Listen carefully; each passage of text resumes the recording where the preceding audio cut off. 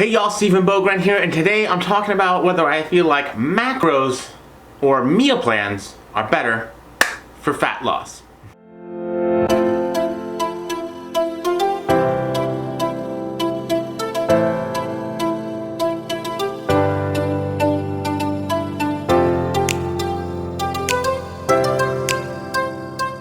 So what to do? I hope you're all having a great day, and if you don't want to have a great day, I hope you're having whatever the hell kind of day you want to have, because the world is your oyster. So let's dive in.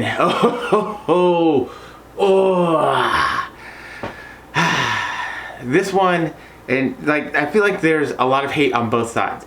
And some people are very pro meal plan, some people are very pro macros, and normally if you're like super duper pro one, you're very much against the other.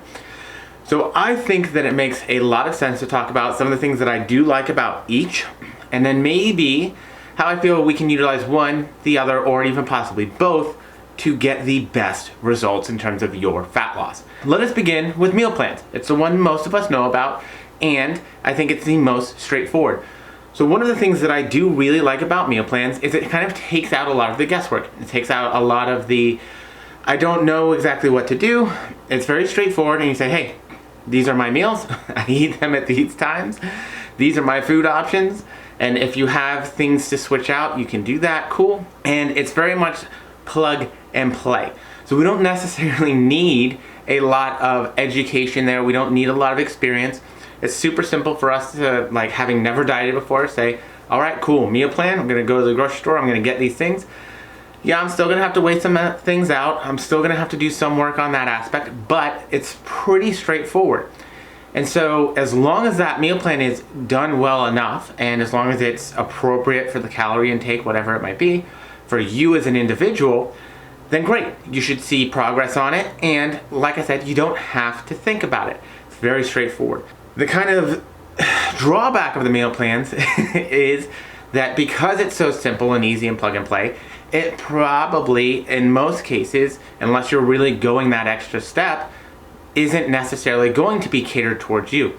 A lot of times people just get a plug and play meal plan from maybe somebody else, or that was made for somebody else, or that, you know, maybe wasn't really geared towards them. And that can be rough.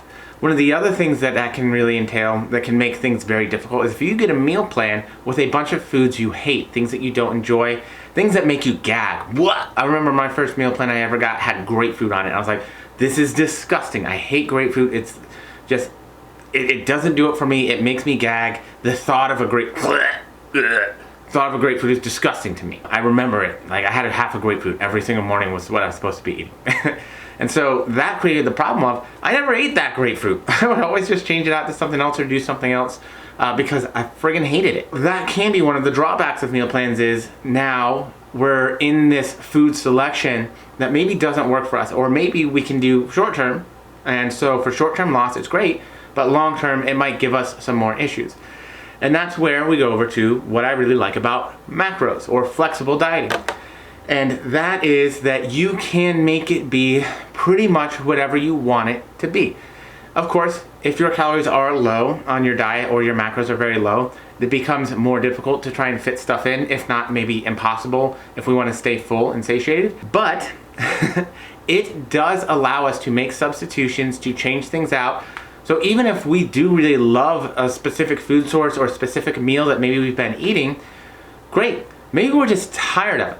Well, if we're doing macros, we now know, or we have more power to just switch that meal out for something else.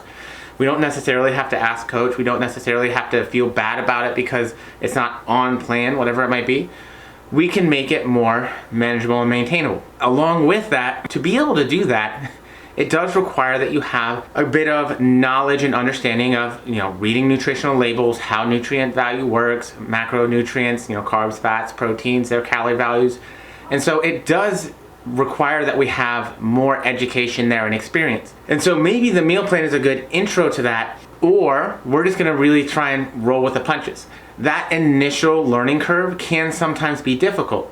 Yes, we're having to kind of plan things out to a certain degree. And in that aspect, when we're doing that, we still kind of have a meal plan, right?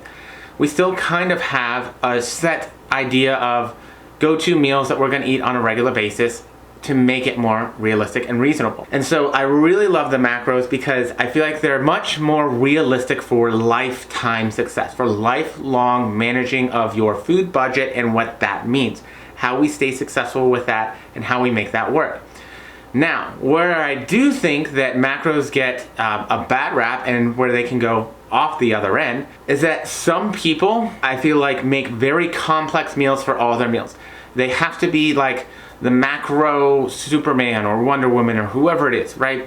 They have to be the macro whiz that has all these crazy over-the-top meals with macros, and they know exactly how much each serving is, and that can be tough. And not that there's necessarily anything wrong with that. However, it is important to remember that we all have our own specific mental budgets. And so I'm only gonna have so much power for thought and for reasoning, and to where eventually I'm just burnt out for the day. I'm like, yo, that's it, I'm done. Like, turned off for the day, I'm gonna go play some music or I'm gonna go do something else, whatever. A lot of us can get really into macros, and if that's what we see, we think that's all it is. Whereas macros can be something also as simple as, hey, I'm gonna do this much chicken, this much broccoli, and then some mustard or ketchup, whatever it might be, some barbecue sauce, because it fits my macros and it's simple, it's easy. I'm gonna cook up a ton of chicken ahead of time because that's my go-to protein.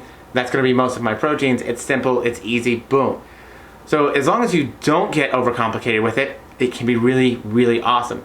Sometimes we like doing the cooking, and every once in a while I think the super complicated and complex meals are great, but I try and stay away from them for the most part. Convenience can be a big factor here. The other big thing we have to be aware of with macros is that it's not the whole dirty bulk, like IIFYM at the beginning, just eat Pop-Tarts to fit your macros and you're gonna be fine. So we don't want to use it as an excuse to get away from nutrient-dense, whole, nutritious foods. Nutritious foods. So we don't want to use this as an excuse to just eat Pop-Tarts or Cinnamon Toast Crunch and protein shakes all the time. We still want to have whole foods that are gonna have fiber, that are gonna, paying attention to things that probably have like lower glycemic index, that are going to digest more slowly, give you more even energy throughout the day, help with, of course, digestive health, all that kind of fun stuff, and be good for things like cardiovascular health as well.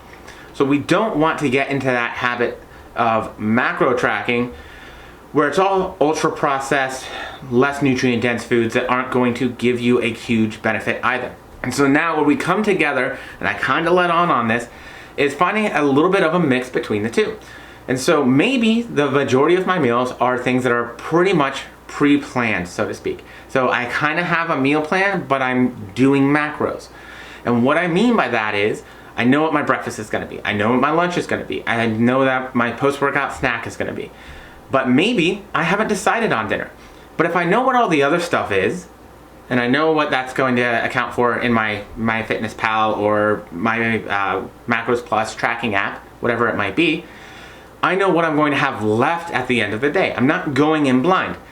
So now, maybe even I know what I have at home or we've planned for something, I know that I can make that fit. I can figure out how to either make it fit with different ingredients, so whether that be like leaner beef or a leaner protein source, whether that be how much of it we have, so in terms of your portion sizes, I can make it fit, or at least be reasonable within a few grams or a reasonable amount of what I want for my macros and or calories for that meal.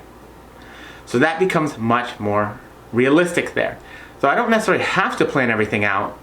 I can still have flexibility there in terms of even leaving a meal open per day, but it still has that generalized kind of structure of, okay, I know where I need to fit that into to be successful with my maintenance, weight maintenance, loss, or gain goals. And so now we kind of have a plan. We're not running in blind. The other really nice part about that is when you get tired of one of those normal meals that you have, you can always substitute it out, change ingredients, change proteins, change carbohydrates, change fat sources. And as we're getting burnt out on a specific food, which absolutely happens to most of us, we can change that out and progress. So I'll leave it there. Simple, short, sweet, maybe a mix of both.